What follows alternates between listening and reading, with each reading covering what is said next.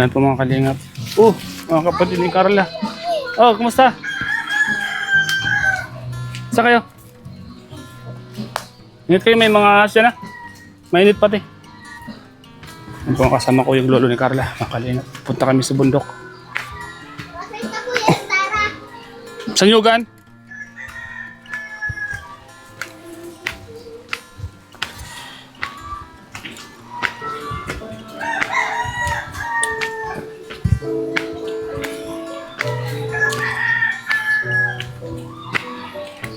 Ang dala mo kuya?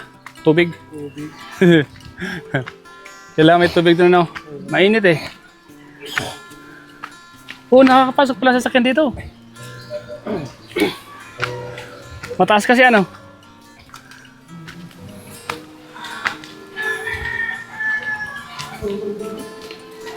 Hingal. Sabi. Doon sa taas.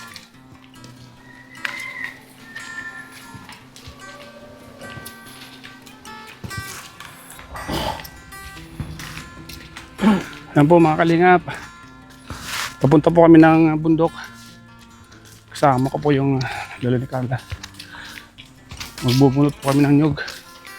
Sakyan ko. Sakyan ko pinarking. Uy, mataba yung gulay dito. Nakakalaki ang masalo.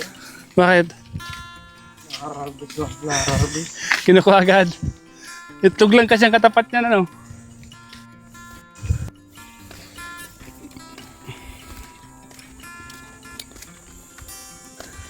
Itlog lang, okay na yan, no? Parito.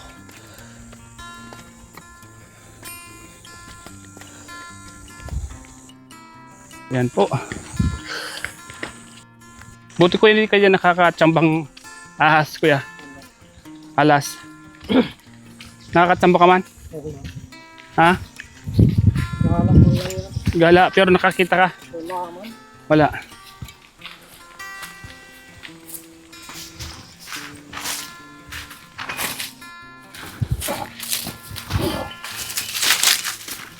Bagay may mga kasama ka namang aso, ano?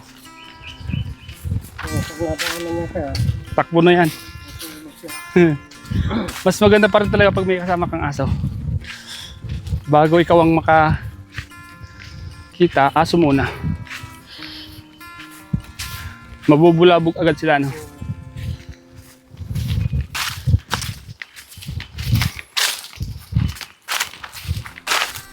Ang mura naman ng nyug, ano? 50 cents ang isang nyug. 50 centavos. Ang laki isang libo pa, 500 mahal. Sabi, ano? Tiyaga lang talaga, ano? Kaya Kasi nakakamay po ito. kung hindi ka magtitiyaga, wala, ano? Ano naman hanap buhay.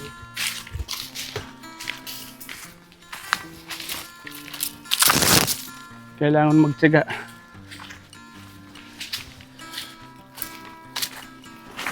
Yan po mga kalingap. Dito po kasi sa bundok mga kalingap, kailangan magtiyaga para magkaroon ka ng pera. Isang nyug po mga kalingap, 50 centavos ang bayad. Pag naka 1,000 ka, 1,000 ka. May 500 ka. Ano kaya? 500. Saga.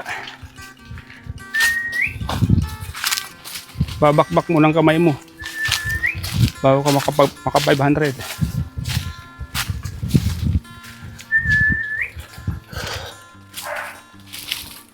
Bahay giba, Kuprahan niya. Yan.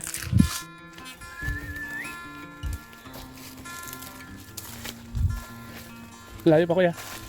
Galaw. Yan na. Wala yan. May kamalig ka dyan. Kuprahan, ganyan. Kamalig. Bahay talaga. Hindi. Kuprahan lang. Sa bundok, sanayan lang, ano? Sanayan ka maglakad. Pag di ka sanay, hingal ang abutin mo, no? Ito tayo. Makalingap. Dito po yung mga farmers. Tapos bilhin yung mga kupar, mura lang. Pagod sila. Di ba, kuya? Mura ang kilo ng kopra, no? 50 yata. Ay, mahal na yun. Mahal ngayon, ano? Kaya pala, nasa mantala din po, ano?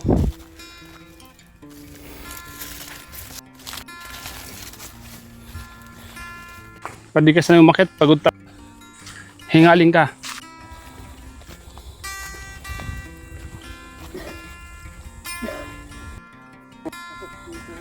Oo, kumutor sana, ano? Yung motor kong pambundok, ano? Yung mataas.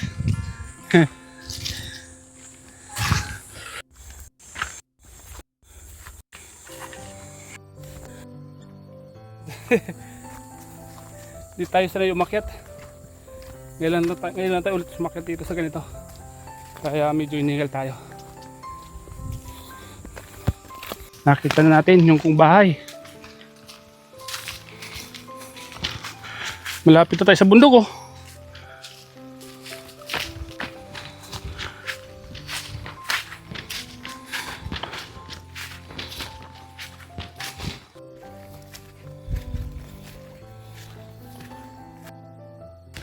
Ayun, nakarating din.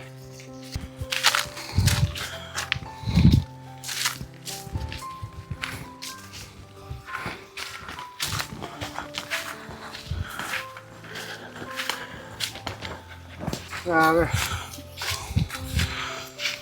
Sugat si kuya.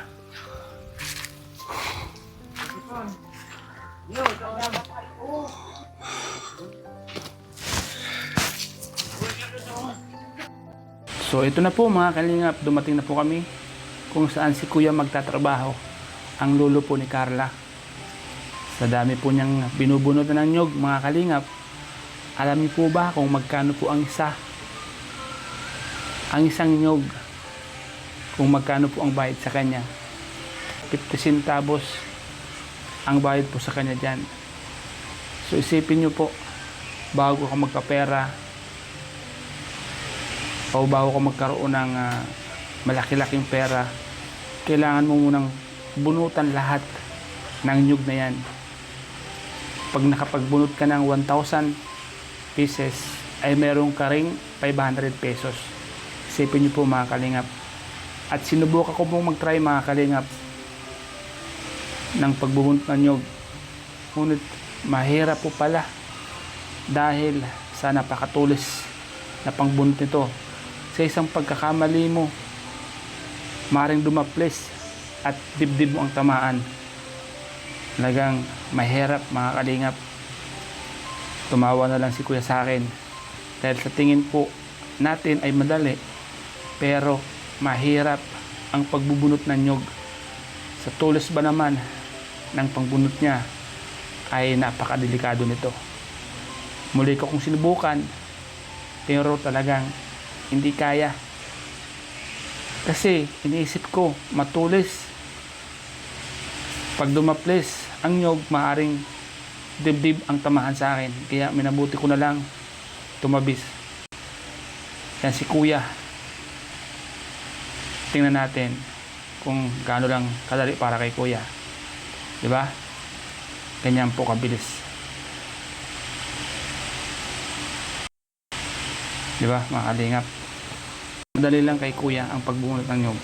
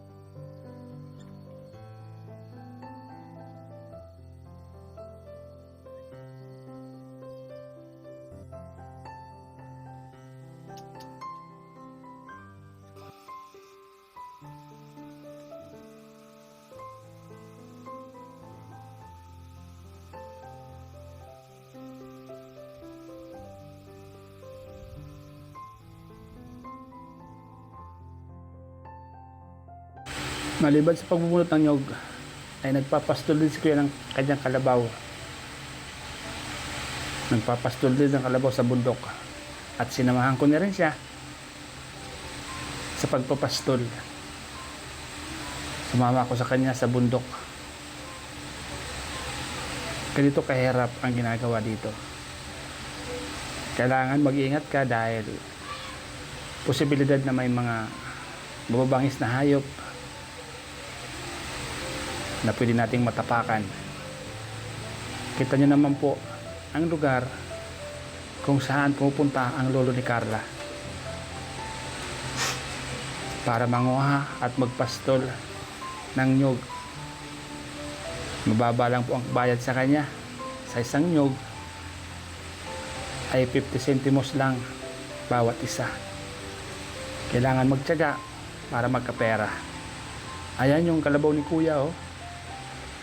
Isa sa mga libangan niya dito sa bundok para kahit papano ay may pagkalibangan siya. Ay may mga kasama din po siyang aso. Yan mga kaibigan ni kuya, mga kalingap. Habang nakasunod tayo sa kanya, eto, kasama din natin yung aso at yung kalabaw. Ganito po ang lolo po ni Carla dito sa bundok. Ganito po ang buhay niya mag-isa dito sa bundok, mga kalingap.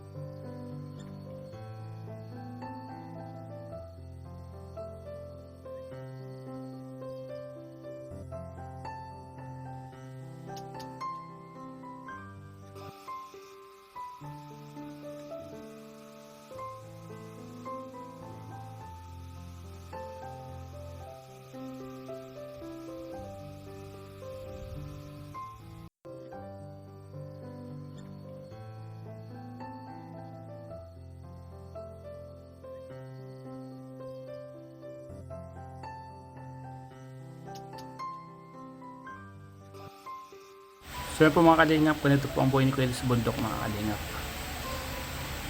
Masaya siya dito habang nagpapasto ng kalabaw. Kaya ako sumama para makita ko po ang ginagawa ni Kuya. Kita niyo po mga kalingap. At para may share ko rin sa inyo kung ano po ang buhay niya dito sa bundok, kung ano yung ginagawa niya dito, at kung ano yung mga pinagkakabala niya dito. Yan po mga kalingap. Masaya dito mga kalingap sa bundok at tahimik. Puro nyug lang makikita mo at mga puno. katulad sa sentro magulo.